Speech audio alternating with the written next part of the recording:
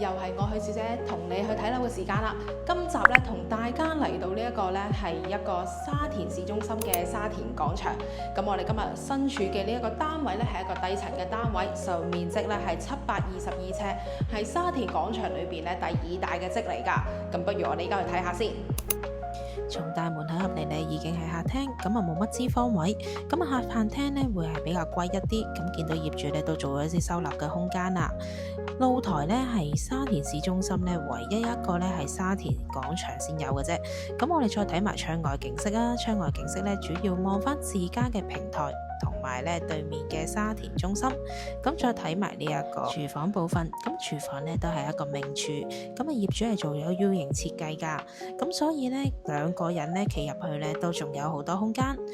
咁我哋再睇埋咧睡房部分啦，睡房咧都係比較偏大啲嘅，見到業主咧都做咗啲入牆嘅家私，咁收納空間咧都係足夠。景觀咧都係望翻自家平台同廳一致啊！接落嚟咧，我哋一齊嚟睇下浴室嘅部分啦。浴室咧其實咧都業主翻新過㗎，所以咧感覺咧都比較新淨。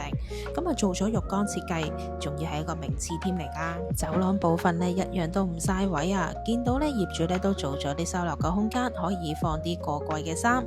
我哋再一齊嚟睇埋呢一個主人套房嘅部分啦。主人套房呢係3間房裏邊最大嘅一間嚟嘅，咁啊兩邊都有窗，非常之通風。咁景觀呢都係望翻自家嘅平台。除咗咧業主咧利用窗台嘅部分做咗啲收納空間之外呢，洗手間嘅旁邊呢都有做咗啲櫃嘅。咁我哋再睇埋呢主人套房嘅廁所。咁啊，廁所咧都係做咗浴缸設計，都係咧新裝嘅。最後咧，同大家睇埋咧第2大嘅房啊。咁呢一間房咧都係咧2邊窗，咁啊景觀咧入邊咧係望翻呢一個咧政府合署嗰邊。睇完呢個單位之後咧，你又覺得呢一個單位咧又如何咧？如果有興趣嘅話咧，就快啲咧話我知啦。